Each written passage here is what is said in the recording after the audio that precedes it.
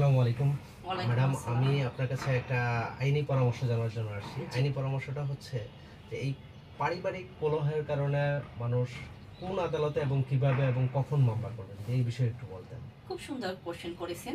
সাম্প্রতিক সময়ে যে পারিবারিক আদালতে মামলাগুলো হয় সে বিষয়ে আপনি কোশ্চেন করেছেন। আপনার কোশ্চেনের আলোকে আমি বলতে চাই যে পারিবারিক আদালত অধ্যাদেশ 1985 এর 5 ধারা অনুযায়ী পারিবারিক আদালতে আমরা মামলা দায়ের করে থাকি 5 ধরনের মামলা।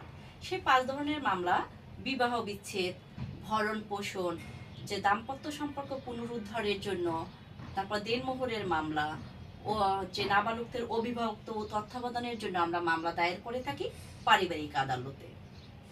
আচ্ছা ম্যাডাম, সমাজে একটা প্রচলন আছে যে পারিবারিক এই মামলাগুলো আদালতে গেলে দীর্ঘমেয়াদী সময় এটা চলতে থাকে। তা না, এই ব্যাপারে যদি আপনি হ্যাঁ, একটু কিছু এটা বলতেন। আসলে কি অনেকের ভ্রান্ত ধারণাও যে এটা অ্যাডভোকেট কত দ্রুত গতিতে মামলাটা যত্ন সহকারে পরিচালনা করে সেটার উপরে কিন্তু ডিপেন্ড করে।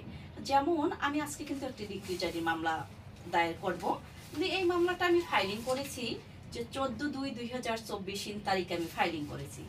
মাত্র 11 মাসের ভিতরে এই নাবালকের যে ভরণ পোষণের জন্য মামলা দায়ের করেছি সেটা জাজমেন্ট পেয়েছি এবং আজকে আমি ডিক্রি জারির জন্য মামলা দায়ের করব।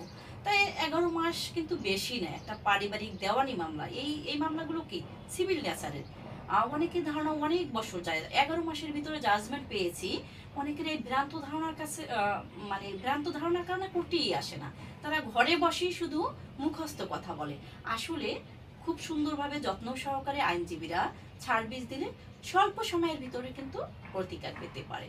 ম্যাডাম, এই টাইপের কলহের মধ্যে যারা আছে বা সুবিধা বঞ্চিত যারা হয়েছে তাদের উদ্দেশ্যে আপনি কি বলবেন? তাদেরকে বলবো যে কোনো যে আইনি সহায়তার জন্য যে কোনো আইনজীবীর কাছে পরামর্শের জন্য যাবে, তার যদি ভালো লাগে ওই আইনজীবীর কাছে মামলা দিবে।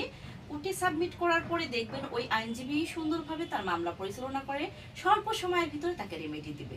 আশা করি অনেকেই ভুল ধারণার কারণে আসতেছেন না, যে যে আপুরা মা বোনেরা কোর্টে ভুল ধারণার জন্য আসতেছেন না, তাদের উদ্দেশ্যে বলবো আপনাদের এই ভ্রান্ত ধারণা থেকে দূরীভূত হয়ে আপনি একজন আইনজীবীর সহানুভূতি হন এবং সন্নিকটে আসেন, আপনি ভালো দ্রুত গতিতে প্রতিকার পাবেন আশা করি।